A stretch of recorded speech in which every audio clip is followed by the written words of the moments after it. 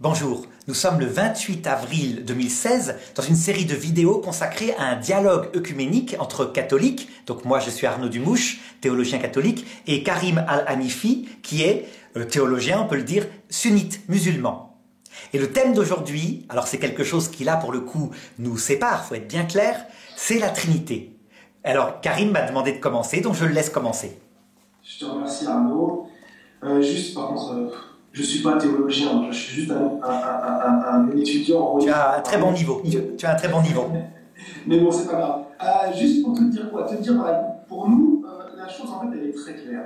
Et c'est là qu'il y a une vraie divergence. Nous avons vu dans la vidéo précédente qu'il y a un seul Dieu qui existe. Sur ça, nous sommes d'accord. Il est créateur, il est le Tout-Puissant, il est éternel. Toutes ces choses-là, nous n'aurons aucune divergence. Là où il y a une petite divergence, c'est sur ce concept de Trinité.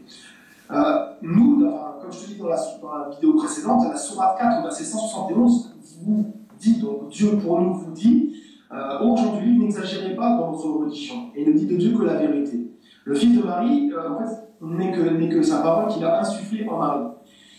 Ne dites pas trop, cessez, car c'est mieux pour vous, et Dieu est un Dieu unique.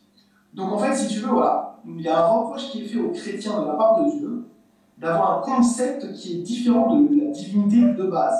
Et ce reproche n'est pas fait aux juifs dans le Coran. Donc ça veut dire que c'est quelque chose qui est vraiment propre aux chrétiens, quelque chose qui est arrivé. Moi, la question que je vais te poser pour lancer le sujet, c'est voilà, on a une conception depuis Adam et sur lui jusqu'à Jésus qui a été un Dieu unique et un Dieu où les enfants, le même Dieu que les enfants d'Israël ont toujours connu.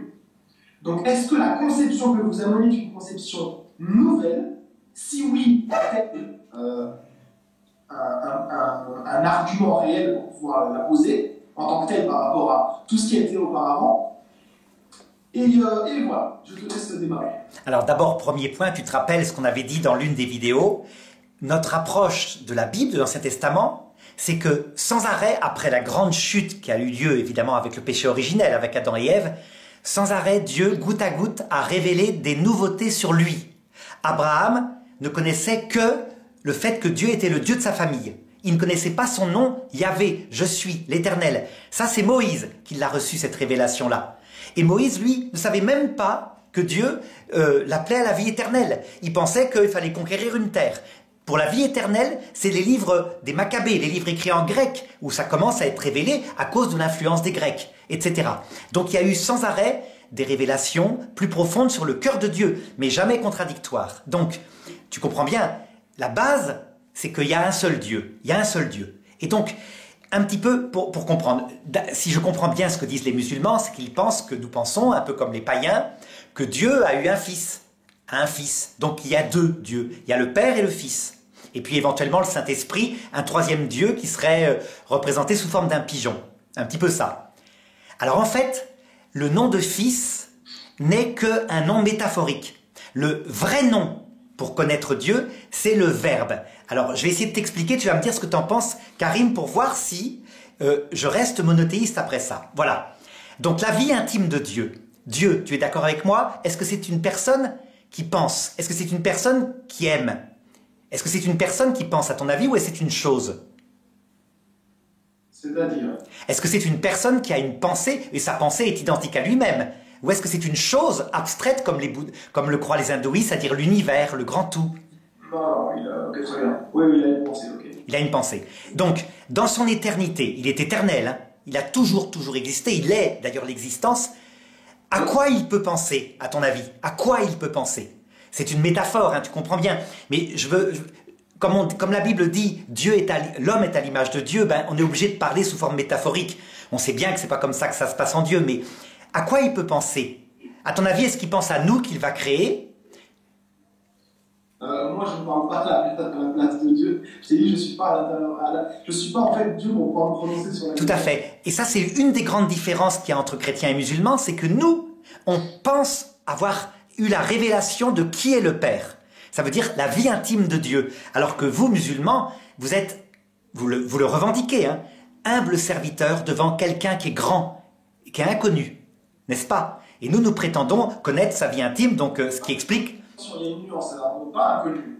nous le connaissons. Et nous le connaissons comment? Exactement comme Jésus a dit dans Jean 17,3, c'est que la connaissance, c'est de le connaître en tant que Dieu véritable. La connaissance, les enfants d'Israël l'avaient auparavant et nous l'avons comment? À travers sa révélation. Je ne peux définir Dieu qu'à travers sa révélation et ce qu'il s'est défini de lui-même. Tout à fait. Et nous pensons qu'il a révélé sa vie intime. Alors voilà, je vais t'expliquer ce qui se passe pour nous. Dieu, son éternité, ça ne consiste pas à penser à nous, du tout. Disons que ça fait partie de son être, mais c'est pas ça. C'est la seule chose qui contemple et qui nourrit son intelligence éternellement, c'est la propre connaissance de lui-même. Il passe son éternité à se contempler. Et c'est pas égoïste, il est l'être infini. Bon, pour te montrer un petit peu, quand nous pensons à nous-mêmes, nous nous connaissons mal. Il y a une sorte de concept qui sort de notre tête qui est très flou. On l'appelle un verbe en latin. Un verbe, c'est un concept.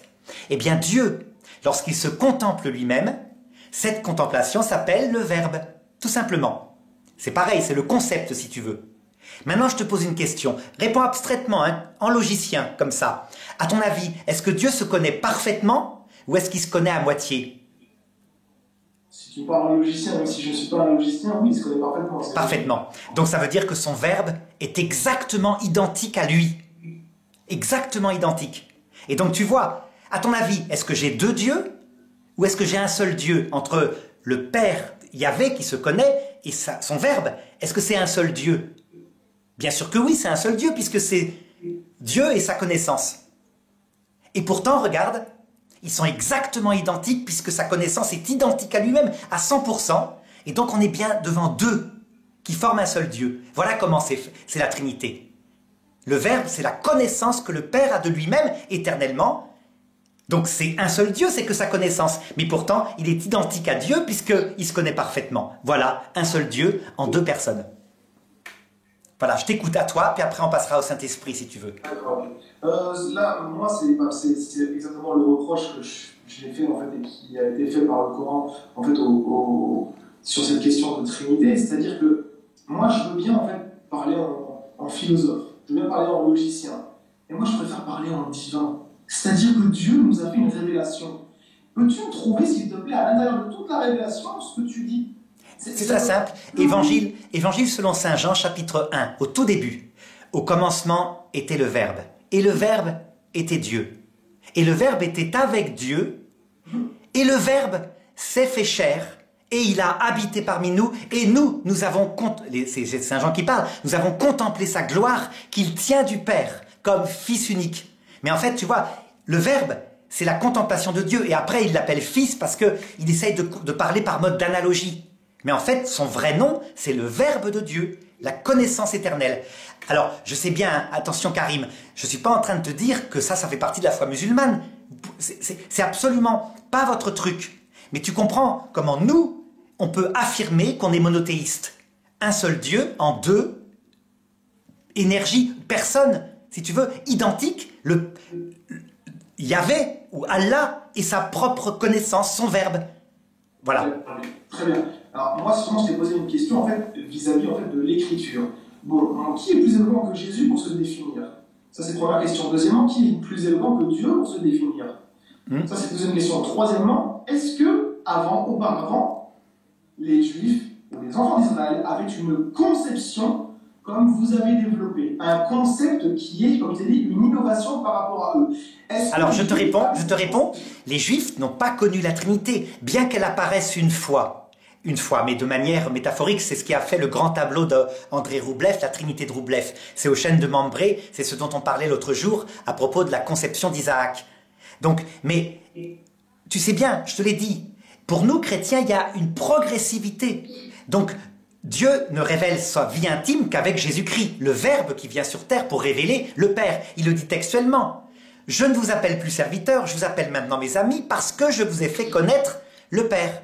Et c'est vrai que pour être ami de Dieu, il faut connaître son cœur, c'est le minimum. Donc tu vois la logique.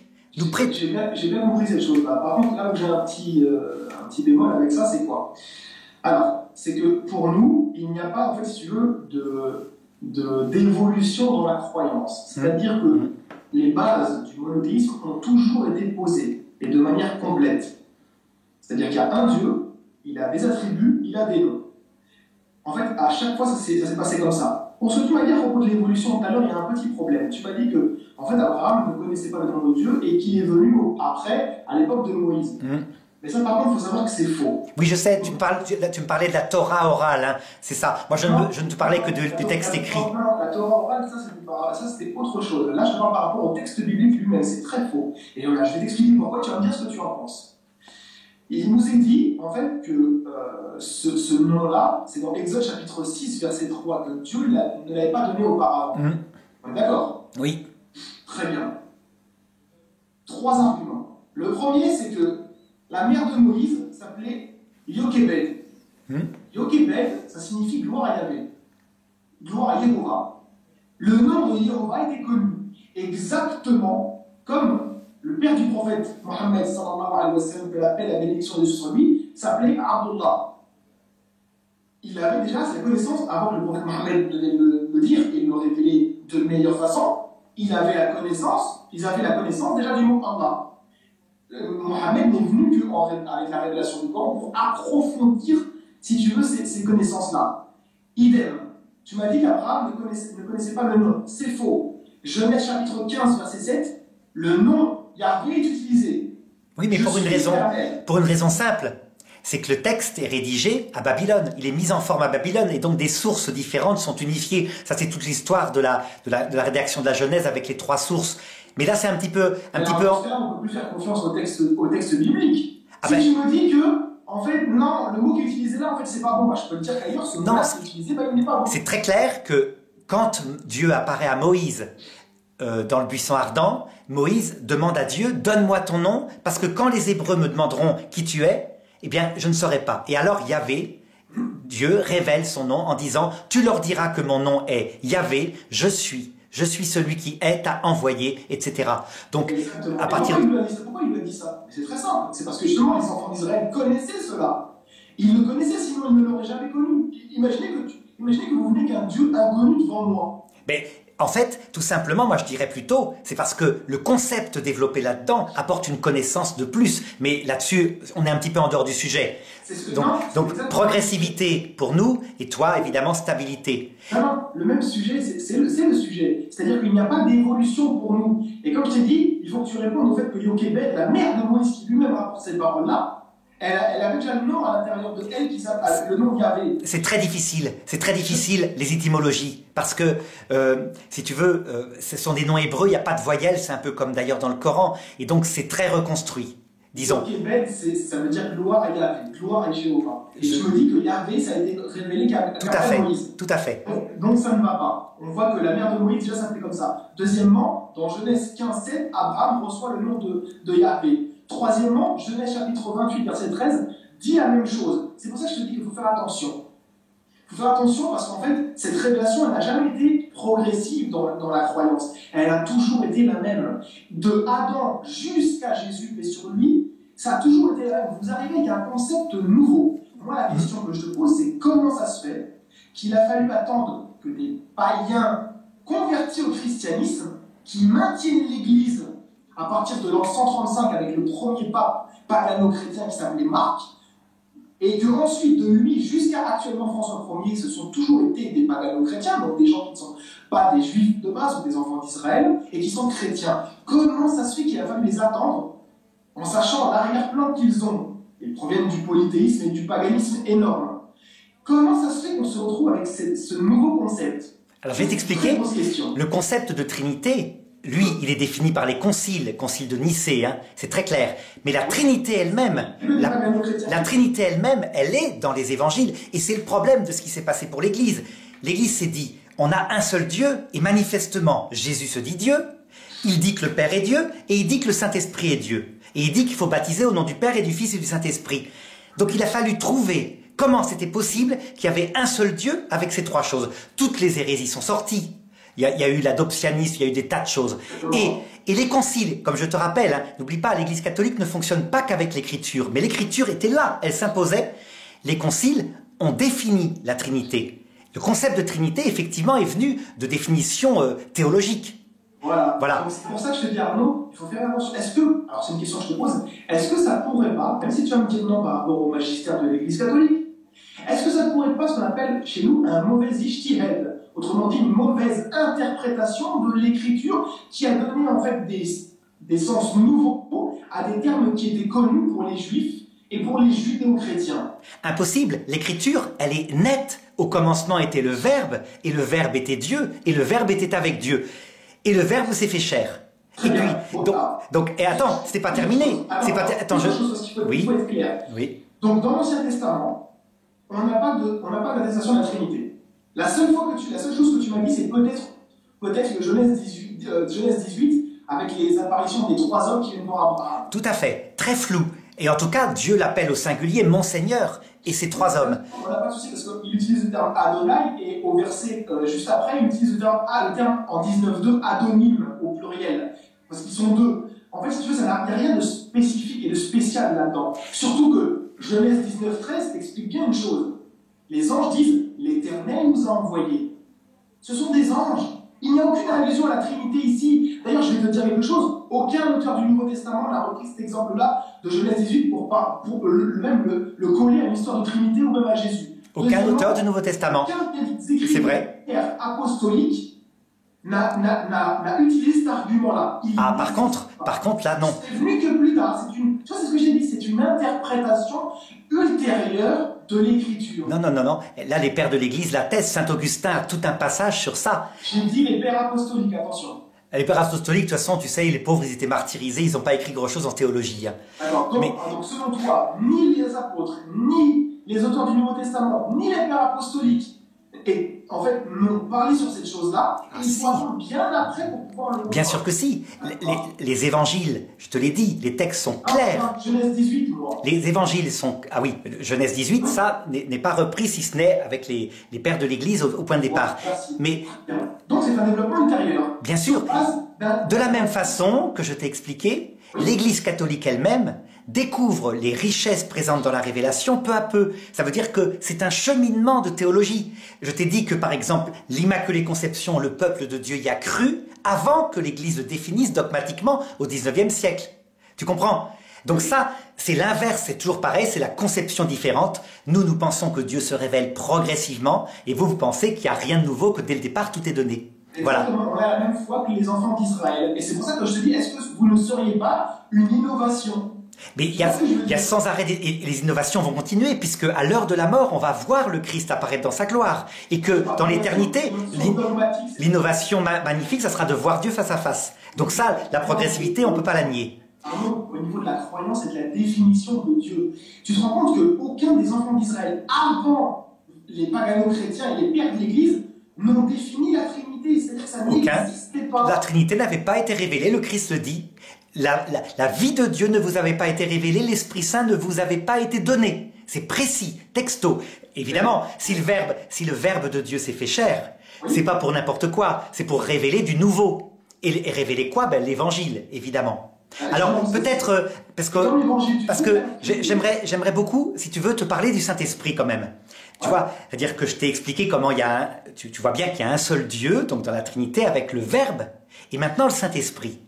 Le Saint-Esprit, tu vas voir, c'est un peu pareil. On a les textes qui sont là, très nets, où Jésus dit « Je vous enverrai un paraclet, et le Père l'enverra en mon nom ».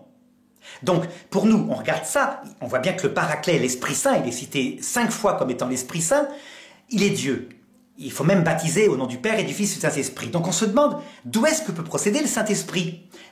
C'est simple, il y a une deuxième opération, c'est métaphorique ce que je te dis, en Dieu. C'est que, certes, il se connaît, mais il s'aime. L'esprit humain, qui est à l'image de Dieu, il a aussi l'amour. Et donc regarde, c'est pas compliqué. On a le Père qui se contemple, ça donne le Verbe, et le Verbe face au Père, éternellement, réciproquement s'aime. C'est un amour réciproque, et cet amour, comme il est infini, il ne peut être égal qu'à Dieu. C'est l'essence même de Dieu. Donc, il est Dieu. Et pourtant, il vient des deux, il procède du Père et du Fils, parce qu'il est l'amour réciproque des deux. Tout simplement. Donc, tu vois, on a bien un seul Dieu, en 3 personnes. Alors, tu vas me dire, mais à quoi ça sert de savoir ça? Pour nous, ça change tout. Tout est expliqué. C'est que cette vie divine, qu'on est appelé à voir face à face, donc est un jaillissement, si tu veux, dans ce Dieu unique de vérité, de lumière, si tu veux, et d'amour. Le Père, il n'est que devant le Fils. Le Père dit sans arrêt au Fils et son être même, Il y a toi seul qui compte puisque je ne suis que par toi. Tu es d'accord? Un père n'existe pas s'il n'a pas un fils. Et le fils, il le dit textuellement dans l'évangile, le père est plus grand que moi, parce que le fils n'existe que par le père. Pareil, il n'est que la connaissance qu'a le père a de lui-même. Et le Saint-Esprit n'arrête pas d'exalter les deux. Ben, tu vois la conséquence, c'est que tout devient logique. Pourquoi est-ce que Dieu, quand on arrive au paradis, il nous exalte au-dessus de lui? Il nous donne tous ses pouvoirs. Il nous associe. Et là, tu trouves ça hérétique. Mais nous, on dit, il nous associe à sa gloire. Et on ne devient pas Dieu, attention. On devient l'ami de Dieu. Ben voilà, c'est logique. Parce que dans sa Trinité, il fait pareil. Voilà, la base, c'est la base de la foi chrétienne que tu as là. Sur tout ça, je suis d'accord, et j'appelle cela en fait de la mécanique scripturelle et intellectuelle. C'est-à-dire que tu ne peux pas, pour l'instant, comme tu l'as dit tout à l'heure, de toute façon, il n'y a pas dans l'entièreté de la Bible la Trinité attestée comme étant révélée. C'est-à-dire qu'après, il faut attendre ce qu'on appelle, comme je t'ai dit, l'effort d'interprétation des pères de l'Église pour pouvoir avoir cette définition de la Trinité qui est englobé par l'Esprit Saint et dirigé par lui. Tout à fait. Parce qu'on croit tout à fait que Jésus envoie son paraclète, son Esprit Saint, pour nous rappeler tout ce qu'il a dit et que ça continue. Ça veut dire qu'on n'arrête pas d'approfondir le message. C'est évident. Et donc pour toi, tu ne trouves pas qu'il y a un problème, le fait que l'Écriture ne parle pas de la Trinité? Non, le mot Trinité, c'est un concept théologique. Si tu veux... Pas le mot en tant que tel, on s'en fiche. La Trinité elle-même, si, l'Écriture en parle. Baptisez-les au nom du Père et du Fils et du Saint-Esprit. Ça ne veut rien dire, cela. Mais si, ça veut dire ce que ça veut dire. Ça veut dire que ce Dieu, baptisez-les au nom de Dieu, et que le Dieu est Père et Fils et Saint-Esprit, mis au même lit.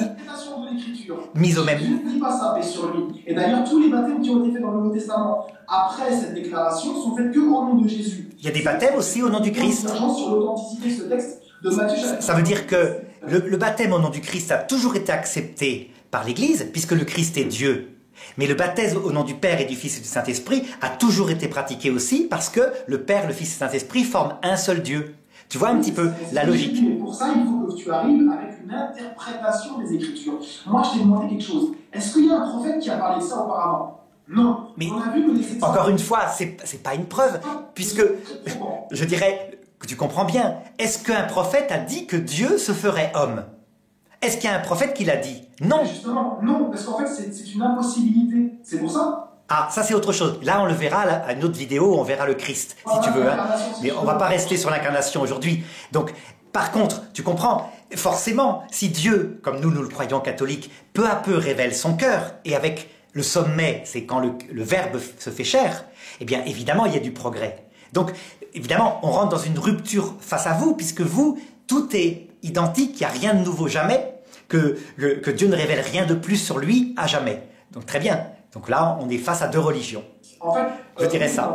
C'est-à-dire que, parce que comme tu as parlé sur ça, c'est-à-dire que oui et non. On ne dit pas qu'il n'y a pas eu d'autres petits plus. C'est-à-dire, les législations, elles sont différentes. Sur la croyance, on peut avoir des noms de Dieu qui soient révélés à l'époque prophétique et qui ne l'étaient pas auparavant. Ça, nous, on n'a aucun problème. Ce n'est rien. Mais, je te crois, heureusement. La définition claire et nette de l'unicité de Dieu, elle va de pair avec le Dieu qu'a connu les enfants d'Israël. Et c'est pour ça que le prophète Mohammed, paix et bénédiction de Dieu sur lui, en fait, se réclame du Dieu d'Abraham, d'Isaac et de Jacob. Ce Dieu que vous nous présentez, c'est une chose, quand même, comme je te dis, qui a l'air innovée. Jésus, en tout cas, n'a oui, pas tout à fait. Peu importe. L'essentiel, c'est que maintenant, je crois qu'on pourra terminer cette vidéo par là. On sait bien, c'est que vous voyez bien, tu vois bien maintenant. Et attention, ce n'est pas du tout objet de votre foi. Vous n'y croirez jamais, je le sais très bien, sauf peut-être à l'heure de la mort. Mais nous sommes bien monothéistes. C'est un seul Dieu en 3 personnes. Et voilà, il n'y a rien à ajouter de plus. Ça va ? Je quand même pour terminer que oui, c'est un monothéisme. En fait, c'est un masque monothéisme, mais derrière lui, il y a du polythéisme. Non. Non, tel que je t'ai expliqué. C'est parce que tu es confronté d'habitude à des gens qui ne connaissent pas, qui savent pas expliquer la Trinité. Mais là, je te l'explique tel que les conciles œcuméniques l'ont expliqué. J'ai pas besoin de toi pour les apprendre, parce que j'ai les livres de l'Église catholique qui sont chez moi pour pouvoir le faire. Par contre, ce que tu as fait, c'est que tu as exposé aux gens qui vont nous écouter la foi catholique. Et en définitive, pour conclure, on a 2 chemins différents. On a le chemin de l'islam qui est le même que celui des enfants d'Israël, une seule révélation dans la croyance unique, et qui est la même de tous les prophètes, sans exception, et la croyance en tout cas catholique, qui voit une évolution et qui même continue jusqu'à après Jésus, même jusqu'à après Mohammed et jusqu'à maintenant, de révéler des dogmes. Non, non, non. Toujours chez nous qui Après Jésus, après Jésus, ce sont pas révélés des dogmes. Se sont manifestés dogmatiquement des choses qui ont été révélées par Jésus. Il n'y a pas de nouveauté après Jésus, puisqu'il est quand même le Verbe fait chair pour nous, donc il n'y a rien que simplement la précision de ce qu'il a enseigné. Précision et définition, exactement. Ça va. Merci beaucoup, Karim. C'était Merci à toi, Arnaud. À bientôt. Au revoir. À bientôt.